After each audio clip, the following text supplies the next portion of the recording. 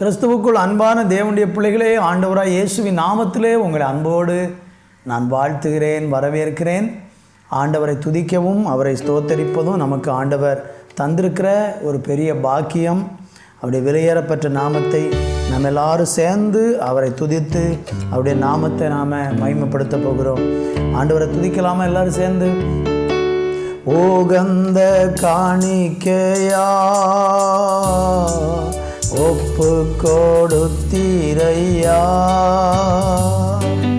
சுகந்த வாசனையா நுகர்ந்து மகிழுமையா. உகந்த காணிக்கையா ஒப்பு கொடுத்தீரையா, சுகந்த வாசனையா நுகர்ந்து மகிழுமையா. தகப்பனே உம் பீடத்தில் தகன பலியானே, தகப்பனே உம் பீடத்தில் தகன பலியானே. அக்கினி இறக்கிவிடும், முற்றிலும் எரித்துவிடும். அக்கினி இறக்கிவிடும், முற்றிலும் எரித்துவிடும். உகந்த காணிக்கையா ஒப்பு கொடுத்தேனையா, சுகந்த வாசனையா நுகர்ந்து மகிழுமையா. சுகந்த வாசனையா நுகர்ந்து மகிழுமையா. எங்கள் பரிசுத்தமுள்ள தேவனே, எங்கள் மகிமையுள்ள ராஜாவே, வானாதி வானங்களை உண்டாக்கினவரே, நீதியாய் எங்கள் நடுவில் வாசம் பண்ணுகிற எங்கள் சர்வ வல்லமை உள்ள பிதாவே, இந்த நாளுக்காக நாங்கள் உம்மை ஸ்தோத்தரித்து மகிமைப்படுத்துகிறோம். ஆவியானவர் இந்த நாளை எங்களுக்கு ஆசீர்வதித்து தாங்க. இந்த நாள் உம்முடைய ஆளுகை எங்கள் மேலே உண்டாகட்டும். உம்முடைய கிருபை எங்களை ஒவ்வொரு நாளும் சூழ்ந்து கொள்ள கர்த்தர் கிருபை செய்வீராக என்று ஜெபிக்கிறோம். அப்பா, உம்முடைய பரிசுத்த ஆவியின் பிரசன்னம் எங்களை ஒவ்வொருவரையும் அணைக்கட்டும் என்று ஜெபிக்கிறேன். தொடர்ந்து கூட இரும். இந்த நாளை ஆசீர்வதியும். இயேசுவின் நாமத்தில் பிதாவே, ஆமேன், ஆமேன். தேவனுடைய பிள்ளைகளே, ஆதியாகம புஸ்தகம் 4ஆம் அதிகாரம் 4, 5 ஆகிய வசனங்களை வாசிக்கிறேன்.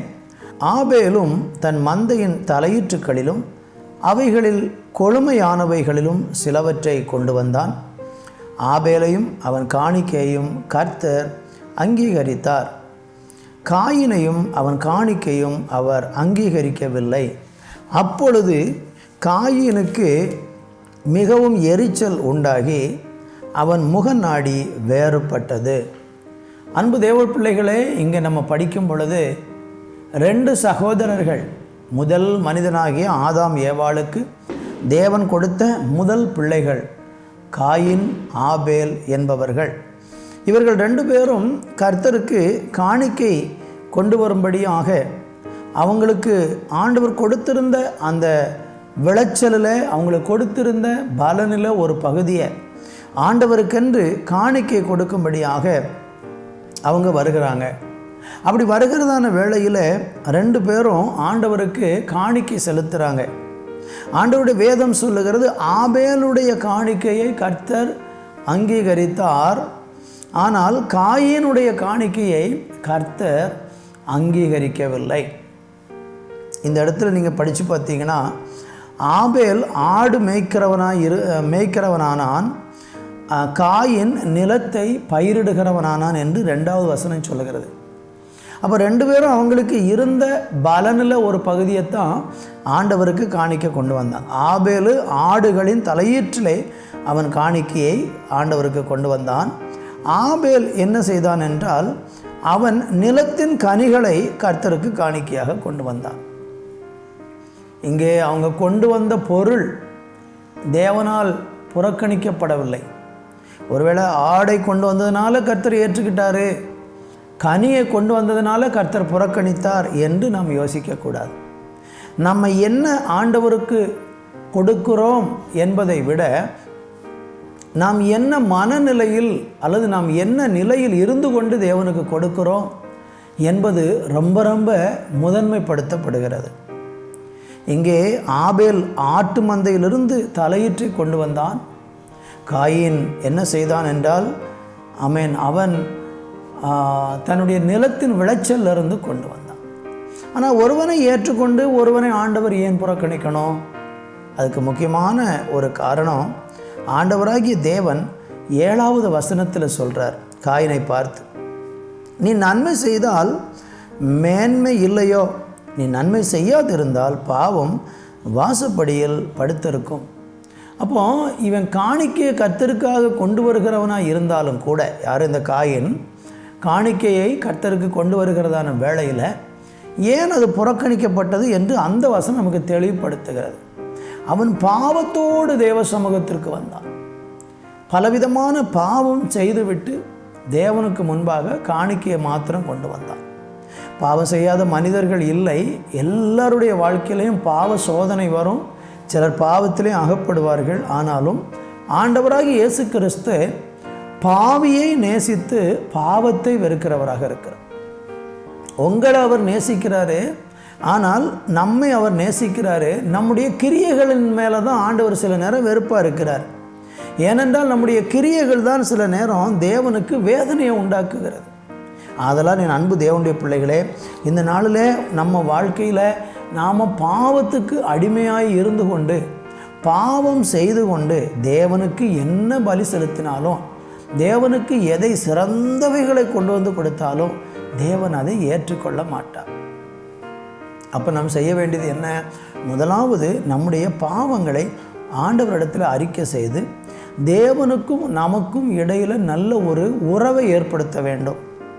அந்த உறவை ஏற்படுத்தின பிறகு நீங்கள் கொடுக்கிற காணிக்கை விலையேற பெற்றதோ விலை குறைந்ததோ இருந்தாலோ பரவாயில்லை. நீங்கள் எப்படிப்பட்ட ஒரு காணிக்கை ஆண்டவருக்கு கொடுத்தாலும் உங்கள் இருதயம் தேவனோடு கூட நல்ல உறவில் இருந்தால் நாம் கொடுக்கிறவைகளை சந்தோஷமாக அங்கீகரித்து தேவன் ஆசீர்வதிக்கிறவராக இருக்கிறார். இந்த நாளிலே நீங்கள் தேவனுக்கு நிறைய காரியங்களை செய்கிறவங்களாக இருக்கலாம், ஊழியத்திற்கு காணிக்கை கொடுக்கிறவர்களாக இருக்கலாம், ஊழியங்களை தாங்குகிறவர்களாக இருக்கலாம். எப்படிப்பட்ட செயலை நம்ம செய்திருந்தாலும் கூட நாம் கொடுக்கிறவைகள் நல்ல இருதயத்தோடு கொடுத்தால் பல மடங்கு நன்மைகளை நாம் அனுபவிப்போம். நல்ல இருதயத்தோடு கூட கொடுக்க நம்முடைய இருதயத்தை தேவனுக்கு நேராக திருப்பி ஆயத்தப்படுவோம். இந்த நாள் கர்த்தர் உங்களை ஆசீர்வதிப்பார். நல்ல பிதாவே, இந்த நாளிலே நாங்கள் எங்களுடைய இருதயத்தை தேவனுக்கு நேராக்கி ஆண்டவரே தேவனுக்கு பிரியமானவைகளை செய்து கொண்டு தேவனுக்கு நாங்கள் ஆண்டவரே காணிக்கைகளை கொடுக்க ஆமேன். கர்த்தாவே, நீர் எங்களுக்கு உதவி செய்வீராக என்று ஜெபிக்கிறோம். இந்த வார்த்தையை கவனிக்கிற ஒவ்வொரு பிள்ளைகளுடைய வாழ்க்கையிலும் அப்படியே செய்திடணும். இயேசுவின் நாமத்தில் பிதாவே, ஆமேன், ஆமேன்.